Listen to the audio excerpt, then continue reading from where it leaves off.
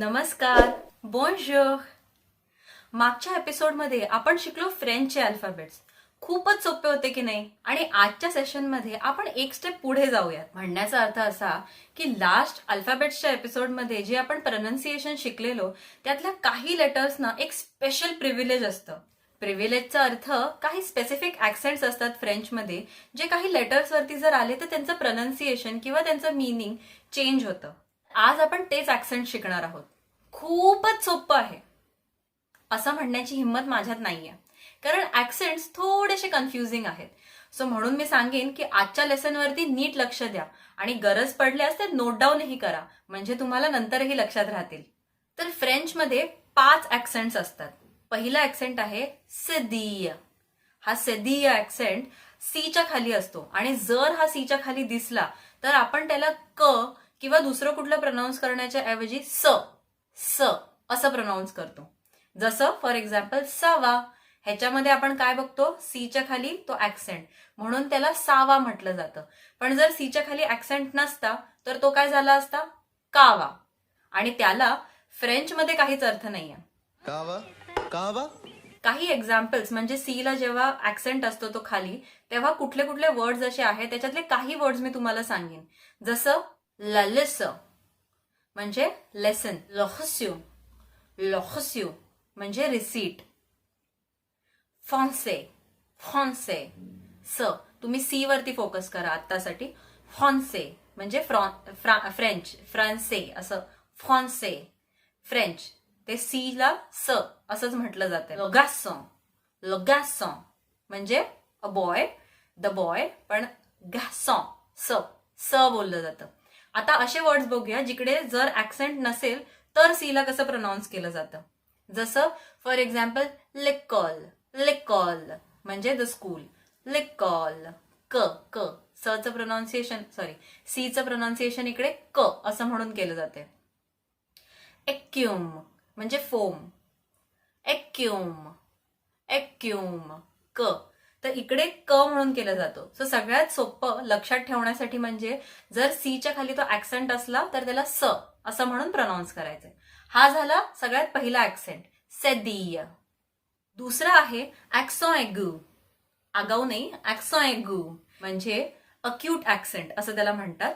So ते एक line असते जी ई वरती असते, फक्त आणि फक्त हा ई वरती असतो. फ्रेंच अल्फाबेट्सच्या लेसनमध्ये मी तुम्हाला शिकवलेलं ई ला बोलतात अ अ अ, बरोबर.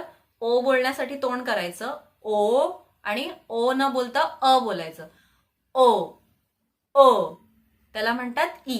हे बिना काही ऍक्सेंटचं. पण जर ही अक्यूट ऍक्सेंट असेल म्हणजे ऍक्सॉ एग्यू असेल समजा जर ई वरती, तर आपण म्हणणार ए. ए फॉर एलियन, ए. ए क्या बोलती तू ए क्या मैं बोलूं? ए ए. जसं फॉर एक्झाम्पल आपण वर्ड्स बघूया. ल बेबे, ल बेबे म्हणजे बेबी, ल बेबे, ए ए असं येते, ए ए. ओके. लेते, लेते म्हणजे समर, लेते लेते समर. ल कॅफे, आता कॅफे तर आपल्याला सगळ्यांना माहितीच आहे, कॉफी. ल कॅफे, ल कॅफे, ए. फोकस करा त्या प्रोनाउन्सिएशन वरती, ए.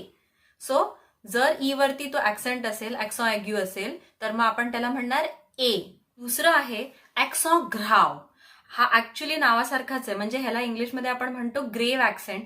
आणि हा खरंच खूप सिरियस आहे, कारण तुम्ही जर एकदम नीट फोकस करून नाही ऐकलं ना तर तुम्हाला तो डिफरन्स समजणं खूप मुश्किल होऊन जातो.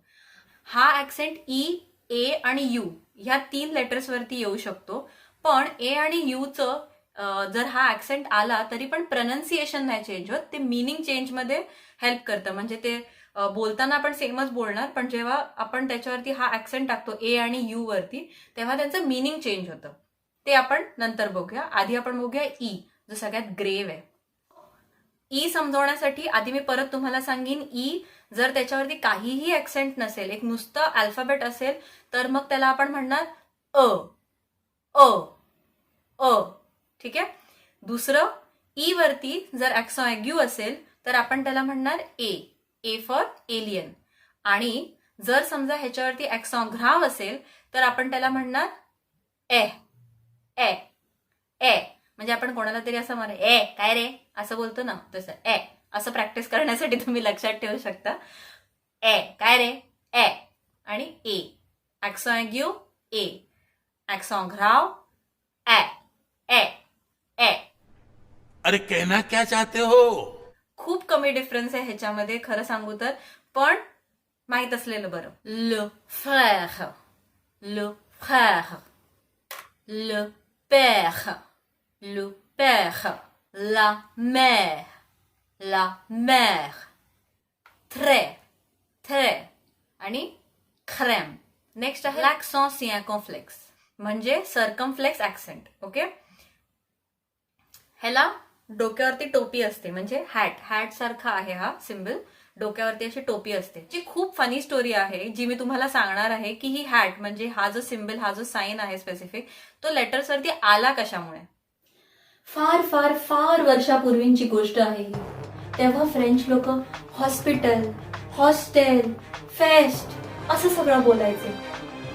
आणि मग एक दिवस काही लोक आली आणि त्यांनी हा एस उडवून टाकला. हो, तो एस उडाल्यानंतरही लोकांच्या मनामधनं तो एस निघाला नाही. लोक तरी सुद्धा तसंच बोलायचे. आणि मग काही वर्षांनंतर लोकांचं हे एस वरचं प्रेम बघून ठरवलं गेलं की एसच्या आठवणीत एक स्मारक बनवूया. आणि ते स्मारक म्हणजे हा ऍक्सेंट. आज पण जेव्हा लोक ही टोपी बघतात तेव्हा ते म्हणतात, ती बघा उडालेल्या एस ची टोपी. आणि अशा प्रकारे हा ऍक्सेंट जन्माला आला. तर अशी आहे स्टोरी ह्या ऍक्सेंटची. फॉरेस्टला हे लोक मग म्हणणार फॉखेत, एस काढून टाकला म्हणून फॉखेत. हॉस्पिटलला म्हणतात ऑपिटल, ऑपिटल, ऑपिटल. हॉटेलला म्हणतात म्हणजे हॉस्टेल ऍक्च्युअली असेल तर ते म्हणणार हॉटेल, हॉटेल, हॉटेल. फेस्ट आपण जसं म्हणतो फेस्टिवलला फेस्ट, तर ते म्हणतात फेत, फेत. सो कुठल्याही लेटरवरती जर ही टोपी असली तर समजून जायचं की पुढचा एस लेटर ह्या लोकांनी काढून टाकलंय, त्याच्यामुळे ती टोपी आहे, बाकी काही नाही. नेक्स्ट आहे थ्रेमा ऍक्सेंट म्हणजे लॅक्सॉन थ्रेमा, लॅक्सॉन थ्रेमा. ह्याच्यामध्ये ई आय आणि यू ह्याच्यावरती 2 डॉट्स असतात. त्या डॉट्सनी फक्त त्या पर्टिक्युलर शब्दाचं प्रोनाऊन्सिएशन चेंज होतं. म्हणजे जेव्हा वॉवेल्स एकामागे एक असतील, समजा पुढे मागे वॉवेल्सच असतील, तर मग ते हे सांगण्यासाठी असतं की दोन्हीही वॉवेल तितक्याच इम्पॉर्टन्सनी तुम्हाला प्रोनाऊन्स करायचे आहेत. म्हणजे फॉर एक्झाम्पल MAIS ह्याला फ्रेंचमध्ये म्हणतात मे. मे म्हणजे पण, बट. आणि जर ह्याच्या आय वरती 2 डॉट्स असतील तर मग त्याला म्हणतात माईस. माईस म्हणजे स्वीट कॉर्न. सो त्याचा अर्थ चेंज होतो आणि त्याचं प्रोनाऊन्सिएशन चेंज होतं. सो तो प्रोनाऊन्सिएशन चेंज करण्यासाठी म्हणजे ए नंतर आय आहे, वॉवेल नंतर वॉवेल आहे, म्हणून तो वॉवेलही आपण स्पेसिफिकली उच्चारला पाहिजे, म्हणून ते 2 डॉट्स आहेत. MICE. Okay, and that is sweet corn. So अर्थच बदलून जातो त्या पर्टिक्युलर शब्दाचा. सो ऍक्सेंटसाठी इतकंच आहे. मी तुम्हाला खूप बेसिक सांगितलेलं आहे, त्याच्या डेप्थमध्ये गेली नाहीये, कारण फ्रेंचच्या ग्रामरमध्ये ना एक गोष्ट सांगितली की त्याच्यासाठी एक एक्सेप्शन असतं, त्या एक्सेप्शनसाठी सुद्धा एक्सेप्शन असतं, त्याच्यासाठी सुद्धा एक्सेप्शन असेल. त्यामुळे त्या एक्सेप्शनच्या इन्सेप्शनमध्ये आपण अडकण्यापेक्षा आपण तिकडे न गेलेलंच बरं. कारण हे लिहिता वाचताना फक्त कामाला येतं, बाकी तुम्ही बोलताना खूप साऱ्या गोष्टींचं प्रोनाऊन्सिएशन तसं तुम्हाला बोलता बोलता समजूनच जातं. आय होप की तुम्हाला ऍक्सेंट्स थोडे तरी क्लिअर झाले असतील. नसतील क्लिअर झाले तर नो वरीज, रिवाइंड करा आणि परत तिकडनं बघा जिकडनं मी तुम्हाला शिकवायला सुरुवात केली आहे. भेटूया पुढच्या भागात नवीन टॉपिक शिकायला. तोपर्यंत अहुआ, बोंजोर्ने.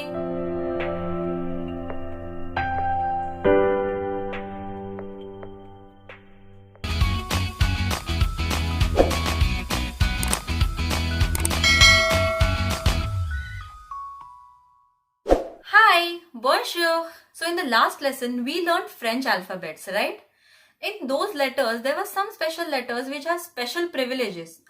By privilege, I mean that there are certain accents in French which make those letters sound a bit different. And today, we are going to learn those accents. Now, if I tell you that these accents in French are very easy, then I am going to be lying to you, and I don't want to lie to you. In order to avoid any confusion, I would request you to note down the things that I am teaching today and also pay more attention to what I'm saying. In French, there are 5 accents. The first accent is called la cedille. La cedille. La cedille. This accent is found under the letter C. Now, when we pronounce C, it can either be pronounced as K, K, or as S, S. So, when we find this particular accent beneath C, then we have to pronounce it as S. Like for example, ça va, sa, ça va. If we do not have an accent beneath C over here, then we will pronounce it as kawa. And kawa is not a French word. Kava? Kava? A few examples where we have C with the accent. The first one is of course Sava. The second one is la leçon. La leçon means the lesson. Le reçu, which means the receipt. Français.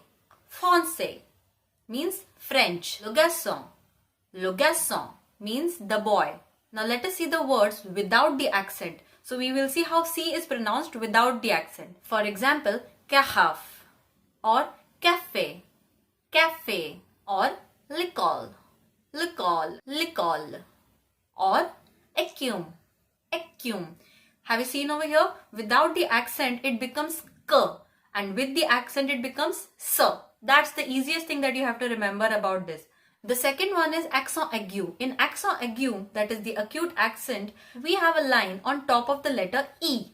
And in this case, the pronunciation of E changes. So, E without an accent is called and E with an accent will be called A. ए क्या बोलती तू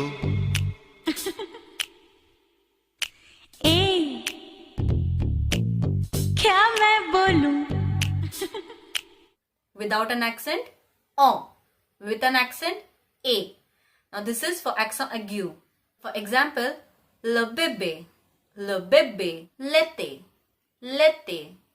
le café, le café. Focus on the pronunciation of the word E with the accent. Le café, A.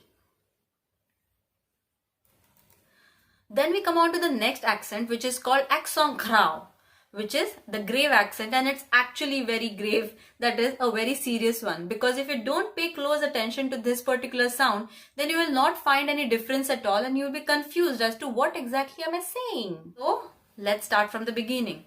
E without an accent is called E. E with an accent aigu is called A. And E with this particular accent, that is grave accent, accent grave, is called A. Like in Hindi or in Marathi, in our regional language, A, come here, A, chalu karna, A. It sounds a little bit like but it's not with a oomph. It's not like that. So it's in between A and it's in between So it's A.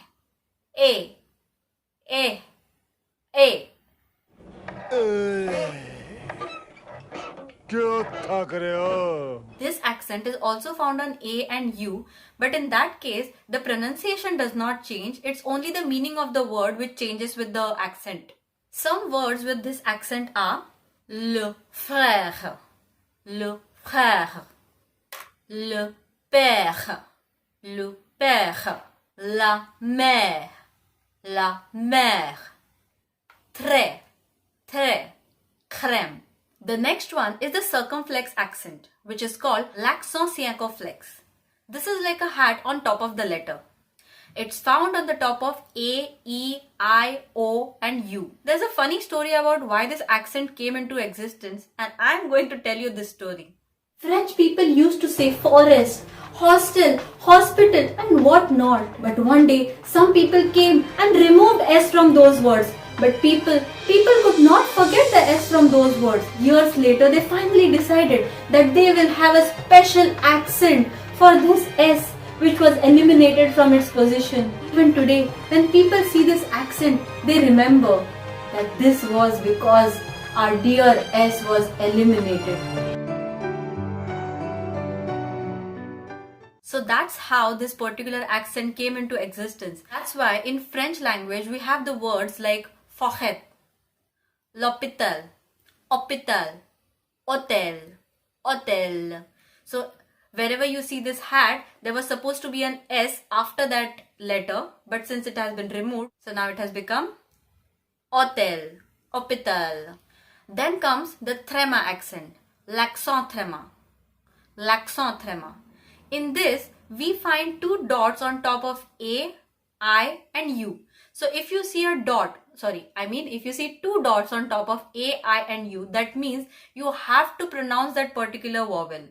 This is basically so that when two vowels are together, you need to know that both of them need to be pronounced separately. I will give you an example for that.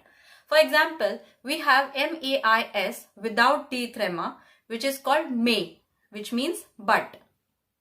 And you have another word, MAI, with the double dot on top of I and S, which is called mais, which means sweet corn.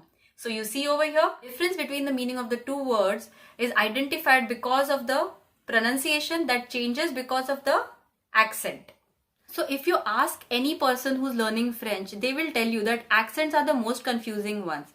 But I have tried to simplify it for you, and I hope that it has helped. So if you're still confused, all you have to do is rewind and see this video again. So see you again in the next lesson. Till then, au revoir, bonne journée.